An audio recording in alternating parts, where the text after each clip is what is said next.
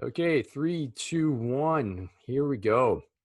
All right, so welcome everybody. This is the Get the Warrior Back webinar. My name is Dave. I am a Canadian Forces a veteran of 15 years, and I'll be presenting for the next 30 minutes on the basics of getting yourself back in the game and getting control of your fitness, your nutrition, and your sleep and your overall health. So, who am I in general? Let's just get that started. Oops. So here we go. So I'm a 15-year veteran of the Canadian Armed Forces, deployed to Afghanistan in 2010 as a CIMIC operator. I was a reservist for the 15 years with Canadian Grenadier Guards. And currently I'm a personal trainer and I do remote training. So that means I work primarily online with military, police, and EMS professionals. I'm also a National Academy of Sports Medicine certified personal trainer, precision nutrition level 1 coach. And my background is science. So I did a bachelor's degree in chemistry with a minor in bio. So chemistry and biology were always my nerd topics growing up. So I figured it'd be a good idea to get a degree in it. And I've always been scientifically inclined since I was a little kid. So that nerd side of me is really being fulfilled with what I do now. So I can really nerd it out whenever it comes to topics related to health and fitness. And that naturally led to me becoming a high school science teacher. So before branching off and taking on my business full on, I was a high school science teacher for about 8 years. I'm a husband, dad, and a beet farmer. So I channel my inner Dwight Schrute. Recently, I just became a published author with my book, The Nimble Warrior. And yes, I am a CrossFit cult member. I've drank the purple Kool-Aid, and I'm currently doing the CrossFit Open, and 19.3 is coming up, and I am anxiously awaiting that on Thursday for the new WOD. So that's me in a nutshell, but let's get started because I'm sure you guys are eager to find out what I'll be showing you guys today. So by the end of this webinar, what we're going to achieve is essentially learn about my easy to implement FPT nutrition plan, and we'll find out exactly what that means very shortly.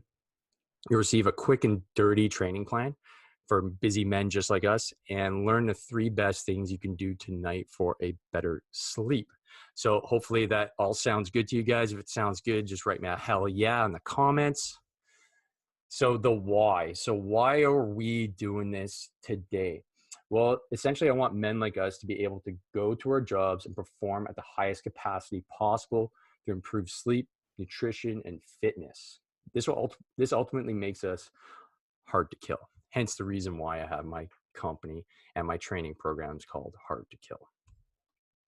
So we're going to start off firstly with nutrition. So nutrition is a lot of times a belief system.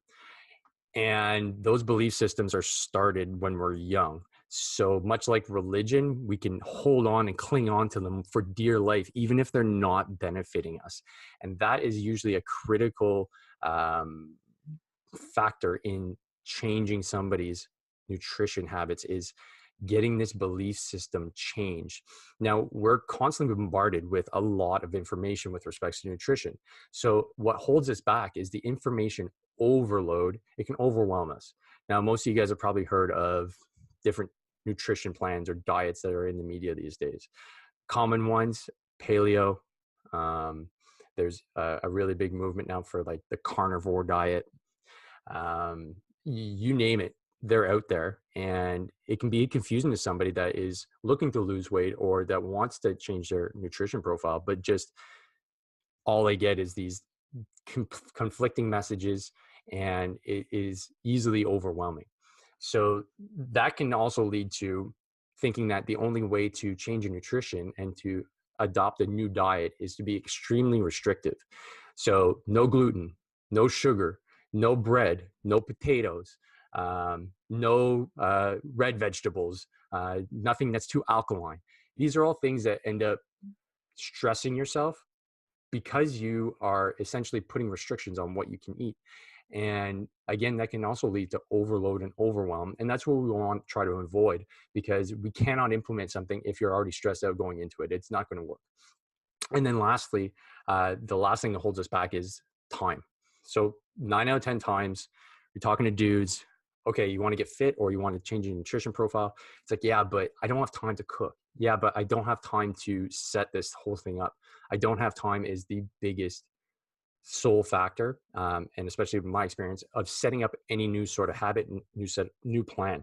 So this here are the three main things that I've discovered are the biggest holdbacks for any dude that wants to change their nutrition profile. So what I propose is get started with the FPT method. So the FPT essentially just stands for fist, palm, thumb. So this is a method that I learned and has been extremely effective with me and my clients. So essentially, to just hit each one of these points that holds us back with a counterpoint, to avoid overwhelm, break it down to the simplest habit that you could possibly do every day and do it for 2 weeks. So that could be as simple as I'm going to wake up and drink water every day for the next 2 weeks. And until you get it down for those 2 weeks, you don't try anything else. So there's no removal of cake. There's no removal of any of your favorite chips or drinking beer or anything like that. It's literally just drill down to a simple habit and do it consistently. Then you can build as we move forward. Then the next point is don't put any restrictions on foods you can eat. This tends to be the largest point of failure. And until you can get a habit down, like drinking water, removing a food is going to be extremely hard and can ultimately lead to failure, frustration, and then abandonment of your program. So don't put any restrictions. Simple as that. And then lastly, if you don't have time, I propose to you that I'm sure that you can find 15 minutes a day to implement a new nutrition plan. So that's what I propose. All it takes is 15 minutes a day to bring awareness to what you're eating and how you're doing it. Nothing more fancy than that. So that's literally 5 minutes per meal if you're eating 3 meals a day. Simple enough. Okay, so exactly what is the FPT plan? Well, let's take a look. So the fist, palm, thumb method, that's what the FPT stands for. The diagram on the right gives you the proportions of food for your macronutrients. So that's a term to describe the 3 macronutrients that our body needs in order to survive. So that's protein, carbohydrates, and fat. So in order to have a balanced meal, every one of your meals needs to have these 3 macronutrients. So before you start worrying about supplementation, before you start worrying about multivitamins, before you start worrying about anything, you need to attack the macronutrients of your meal. If you do that first, then you can eventually start working on the nitty gritty. But if you don't have the basics, like your macronutrients down, there's no point going on to more complicated stuff. So in this case, there's absolutely no weighing required. You don't need to buy a scale. You don't need to measure out how much olive oil you're necessarily putting on your food. It's a lot simpler because all you use is your fist, your palm, and your thumb. If you have hands, you can use it. So it's portable. You don't need to worry about bringing anything with you to measure stuff. There's no calorie counting at this point. So it's literally using your hands as a measure for your macronutrient content. And the reason why this works is because if you're a bigger dude, odds are your hands are bigger. Unlike me, my hands are quite small, but we'll put that aside for now. Your hands will determine the size of portion that you're going to have. So that's why it's a very effective system. Keeps you accountable and on track because you can measure everything you do with your hands. And the idea is that you're going to focus on nutrient density and not necessarily calorie density. So let's drill down into this a little bit more. If you look at the first picture on the top left, you have your protein. So that's a macronutrient, and you have your palms. So essentially you want to cover your palm with a piece of protein. So that's any meat product. It could be a tofu product too, if you have a high density protein, vegetable product, if you're a vegan or vegetarian, that's fine as well. But essentially what this does is it allows you to judge how much protein you should have on your plate as a male. And you should have 2 of these portions per meal. So the thickness of this is about the thickness of a deck of cards. So if you get a deck of cards, I don't know how much. So if you buy a steak from the grocery store, that's depending. Some of them are cut really thin these days, but a normal size steak, that's the general size or thickness that you want, and you want it to cover your palm times 2. For your veg, you really want to go heavy on the veg, and that's where the nutrient density comes into play, and that's where a lot of us miss the mark, me included, is getting your veg. So that's 2 fists of veg. So you have 2 big fistfuls of broccoli or cauliflower, whatever it may be. Lump that on your plate. Then your carbohydrate dense food. So that includes things like rice, potato, any grain that you can think of. That's a carbohydrate dense food. That's a 2 cupped hands, and you notice it's right now it's on the plate. 2 cupped hands cooked. So rather than 2 cupped hands of rice uncooked, just 2 cupped hands of rice cooked. So the volume is a bit greater. And lastly, you have fat. So fat often is, along with your vegetables, are often neglected, because we assume fat is something that is going to kill us and clog our arteries, when in fact it's critical for hormone production. So you need your polyunsaturated fat, you need some saturated fat. And in this case here, we have an example of almonds. That is a great source of fat. And realistically, about 8 to 9 almonds is a full serving of fat. So you don't need to eat that many almonds, which some of you might realize, oh crap, I eat a lot more than that. So you need to really police your nut intake, because nuts they are a source of protein, but people have confused nuts with a major source of protein, when in fact they're actually a major source of fat. So again, if you are counting calories, this is an area where you can get into trouble. But for our purposes here, 2 thumbs of fat, which would be 2 thumbs of nuts in this case. If you're doing oil, that's around 10 milliliters. So think about basically just about half a tablespoon. So a full tablespoon of oil will give you more than enough. That'll give you your 2 thumbs of fat if you're using an oil. Just to give you guys a reference point for that, because obviously the liquid will disperse by using this method. Okay, so we'll move on then. So this is simply the quickest, easiest way to manage your nutrition on a day-to-day level without going and buying a weight scale and measuring and calorie tracking. Next, we're going to look at training. So for men, training is critically important. Our bodies are meant to move. What happens as we get older is we tend to train less, and that lack of training stops driving our hormone cycle and stops driving testosterone. When we train hard, we generate and produce a lot more testosterone. That is our sex hormone that is critically important to regulating all of our other hormones. So the first point I have here is apply the concept of minimum effective dose. So what do I mean by that is that, imagine you have a medication and the doctor says, okay, you need to take this 5 times per week.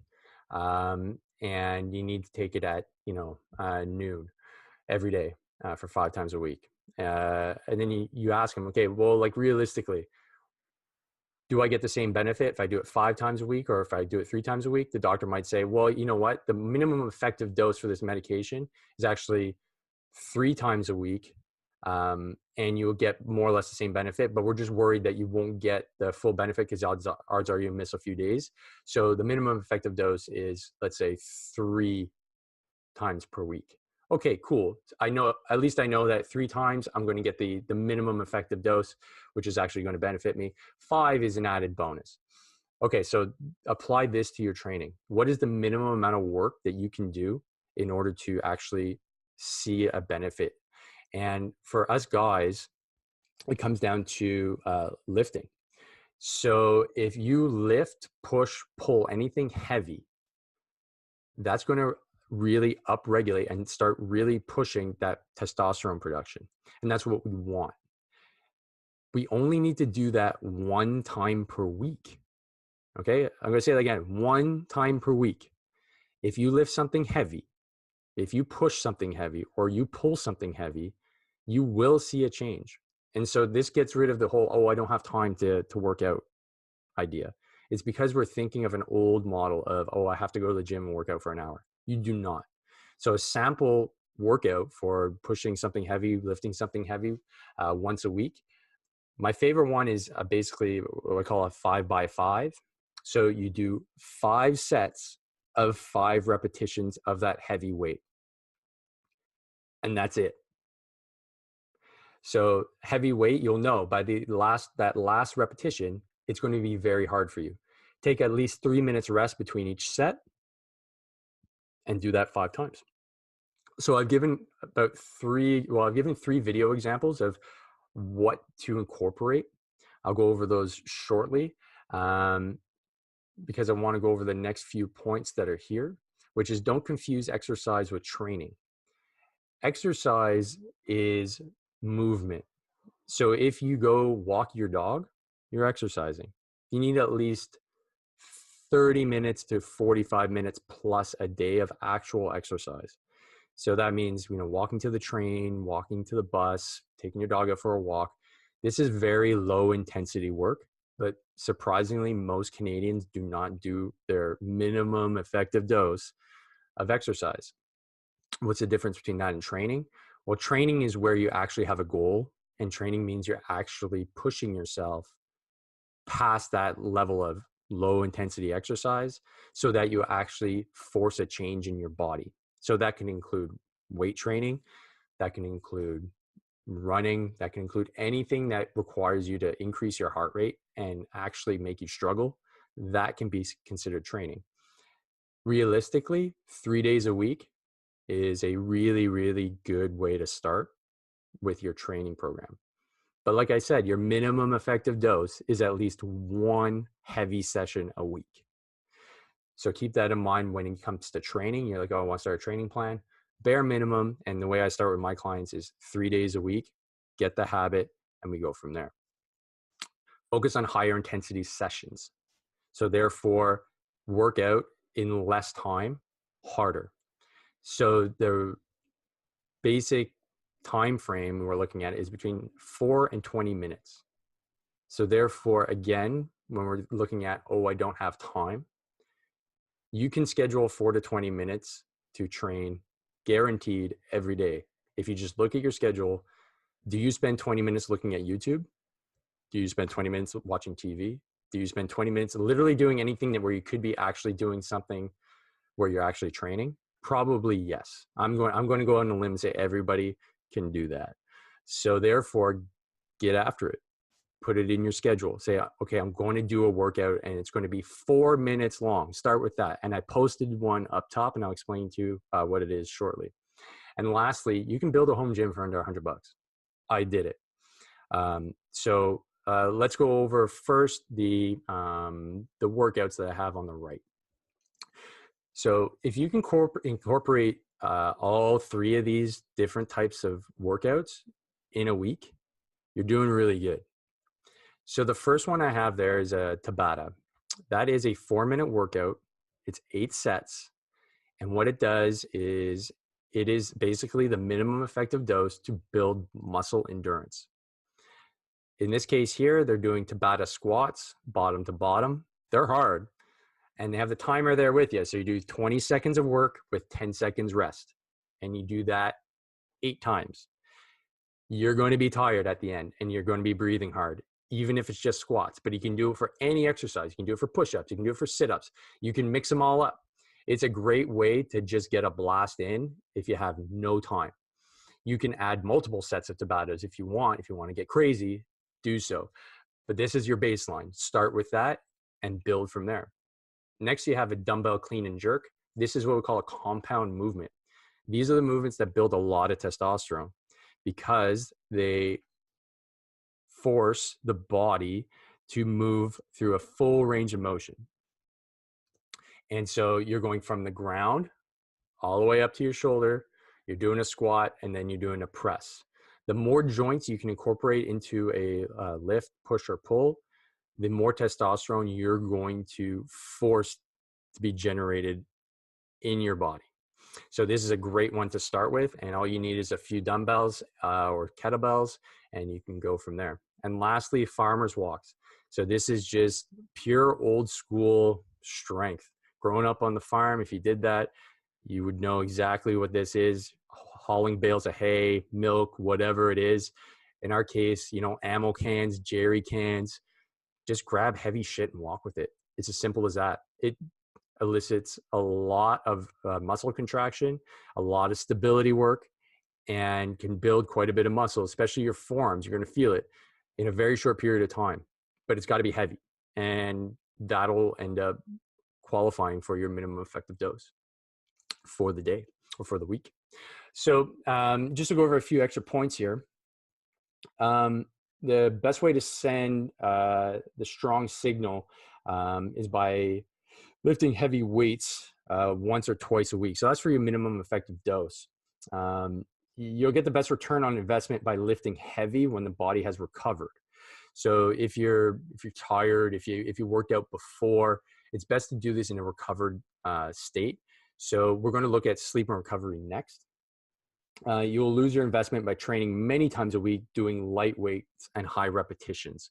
So this is going to be something that you're going to try to avoid. So hence the reason why 4 to 20 minutes is a good time to work out in. And additionally, the idea of like going for long runs and doing high repetition work is the exact opposite of what us guys should be doing, because you're going to increase cortisol levels, which is a stress hormone, rather than increase testosterone levels, which is exactly what we want to build muscle. And so between the ages of 30 and 80, this is a really good stat, testosterone levels in men decline substantially. So levels can reach as low as 20% of what it was during a male's basically 20s. So in our early 20s, our teens, we're riding high on testosterone, as we all know. Every year that passes after our 20s, we start losing every year a few percentage points of testosterone. We don't want that. We want to keep it as high as possible, because low testosterone levels can lead to all kinds of things, including fat gain. It can lead to type 2 diabetes. It can lead to mental health issues.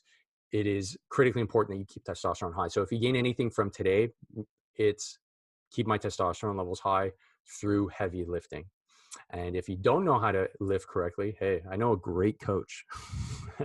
So I post videos and stuff too. You can check those out on my YouTube page, and I'll have links and everything for you guys at the end of the presentation. The last thing I wanted to touch on was just building your home gym under $100. So here's my suggestion to you: 2 kettlebells. If you don't have kettlebells, dumbbells work just as fine. One of 16 kilograms and one of 24 kilograms. You can get 2 16-kilogram bells or 2 24-kilogram bells. It's up to you. That way you have enough weight to actually elicit a change, and there is almost an infinite amount of exercises you can do, which is these 2 kettlebells. Additionally, a foam roller will really help out with working out the kinks and getting your tissue moving right, and an exercise band.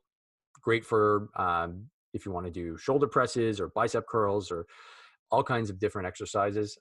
They're really, really cheap, and most of these things you can find secondhand, and I suggest you do so. Go on Kijiji, whatever it may be, and get yourself a nice home gym.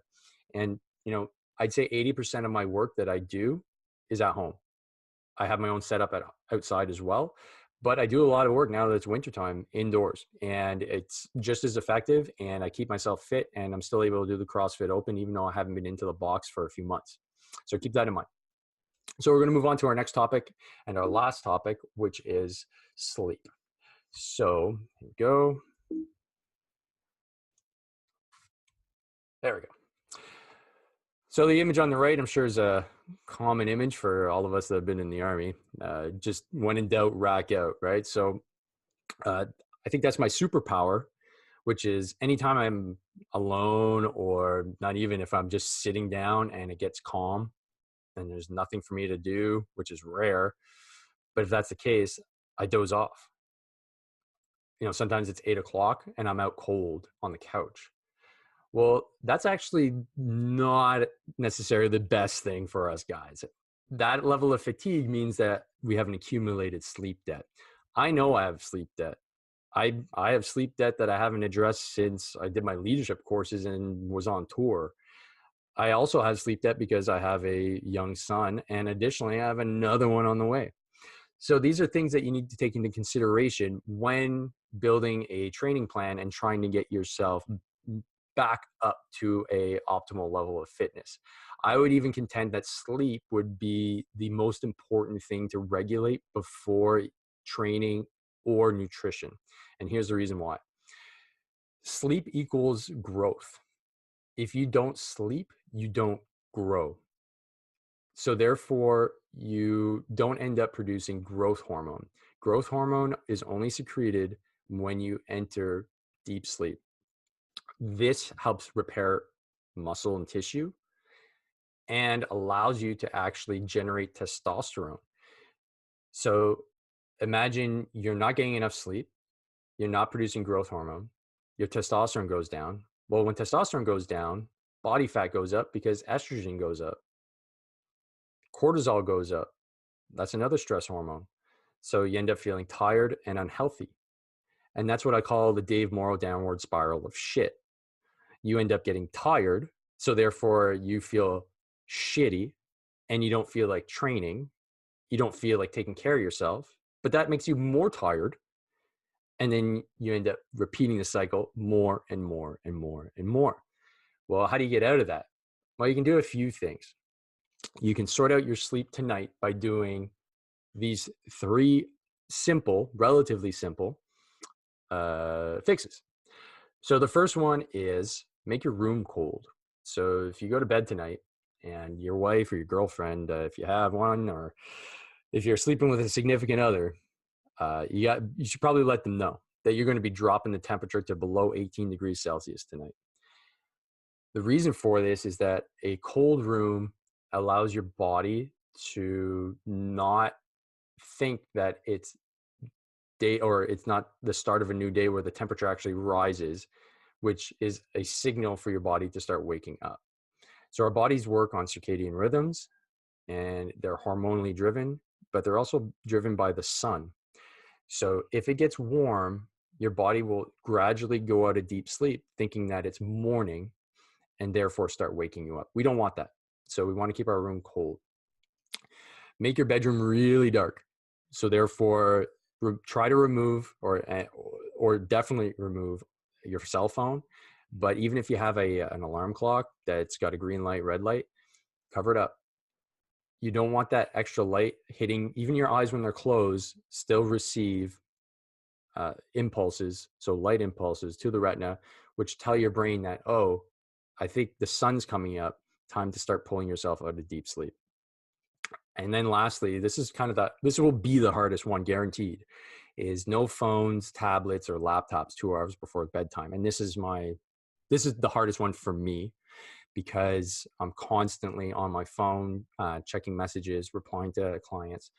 And 2 hours before is hard because I like going to bed relatively early, which means that normally I'd have to stop looking at my phone at around 7 p.m. That's extremely difficult. So if there's going to be one that's going to be super challenging for you tonight, it's going to be no cell phone, tablet, or laptop. And the reason why you want to stop that 2 hours before is simply because if not, your brain realizes that you have a bright blue, essentially it's blue light that ends up stimulating your brain and the visual cortex, which stops the production of melatonin, which is your sleep hormone, because it's assuming that, oh, well, if I'm getting this amount of light, it must be daylight out, and this is when I'm supposed to be up and ready. So in order to not have that response, you need to shut down those backlit devices. Now, there are on the iPhone and on the MacBooks, you can hit the setting which eliminates the blue light, and you'll notice your screen will go kind of orange. That's a good start. It's a very good start. So I recommend doing that, absolutely. And you can set what time it actually does it at. That's what I do for my phone and my laptop. But ultimately, you want to kind of limit the amount of backlit screens that are going to be hitting your retina before bedtime, and the golden hour, the golden time is 2 hours before bedtime. So that'll allow your body to slowly go into your night routine. And if you can get those 3 things down, you're going to notice that there's going to be a difference in your sleep pattern. And what I really recommend is take a sleep log and start from there. All it needs to be is maybe a piece of paper or maybe your phone, and just write down, oh, I slept well tonight. What time did you go to bed? What time did you get up? And just a small little comment. And then you can go from there and develop kind of a scientific process as to, oh, well, I'm not sleeping well on these days. I wonder why. And then you can investigate. Or, the days that you are sleeping well, why is that? Did you stop using your phone? And then you can start investigating yourself as to why things are going well or why they aren't. So like I said, sleep is this master regulator, and especially for your hormones, this is going to be critically important. So I really recommend you get after these 3 points tonight. Give them a shot. If you want to let me know how they go, that would be freaking awesome. And find somebody to help you out. If it's your wife or your significant other, tell her what you're doing. This could be something that's fun between you or even your family, and give it a shot. It'd be a little challenge for yourself, for sure. So guys, that pretty much brings us to the end. So just to recap, so the shittiest nutrition plan followed 10% of the time is better than the best nutrition plan followed never. So keep that in mind. You can go for the sexiest, most expensive, most well-developed plan you've ever seen, with all kinds of graphics and all kinds of recipes, you name it. But if it's too complicated and if you can't follow it, then it's totally useless. So the shittiest plan can have the best results because you're able to follow it. And that's the key. Adhering to a plan is always better than not adhering to a good plan. So keep that in mind. That's an important takeaway. The FPT plan, so the fist, palm, thumb plan, is portable, practical, and produces results. And this is seen with not only myself, but with my clients. Within the first, usually 3 weeks, most are down about 10 pounds. And it's literally because of awareness. At no point do I say you cannot eat ice cream. At no point do I say you cannot drink beer. And the reason for that is because this is a hard process and it's a belief system that needs to be changed. So this is my recommendation to you. Try it out, give it a shot, and let me know how it goes. That'd be great. And again, tell somebody that you're doing this, because odds are if people know that you're doing it, they're going to help you get to your end result. So the training MED, so the minimum effective dose for men, is 1 heavy session, either lifting, pushing, pulling, or even carrying, like a farmer's carry, per week. And that is to drive testosterone. The more we drive testosterone, the fitter we're going to be, because we're going to increase muscle mass, decrease body fat, and just increase general mood, which is going to put us in a better position to be successful at work, be successful in our family, have a clearer head, and just be overall better at what we do. And hence the reason why I like using the term hard to kill. So it just puts you in that right mental state. And that's all driven from testosterone. Avoid long training sessions of 20 minutes plus. Do shorter, high intensity work. So if you're getting your minimum effective dose of 1 heavy lift, that's awesome. Once you start incorporating more workouts, make sure they're short. Don't go over 20 minutes. Only keep them between 4 and 20 minutes long, and you'll be much more successful, and you'll see much quicker and better gains. Sleep regulates growth hormone, and that puts on muscle, which increases metabolism, which decreases fat, which increases testosterone. So we see how that all fits in together now. If you sleep better, you have more growth hormone. If you have more growth hormone, that produces more muscle. If you produce more muscle, that decreases fat. And if you decrease fat, well, hey, you got more chance to produce more testosterone. So that is the Dave Morrow positive feedback loop. And that's all started from sleep. And the last 2, we have keep bedroom cold and dark. So again, bring it to about below 18 degrees Celsius in your bedroom, and try to darken out your room as much as possible. If you want to go really hardcore, I don't do this, but if you really want to go the next step, the people that really adhere to this put tinfoil on their windows. So if you want to look like the crazy guy next door, by all means do so. If your wife barks at you, that is not my fault. That's up to you to put the tinfoil on your windows.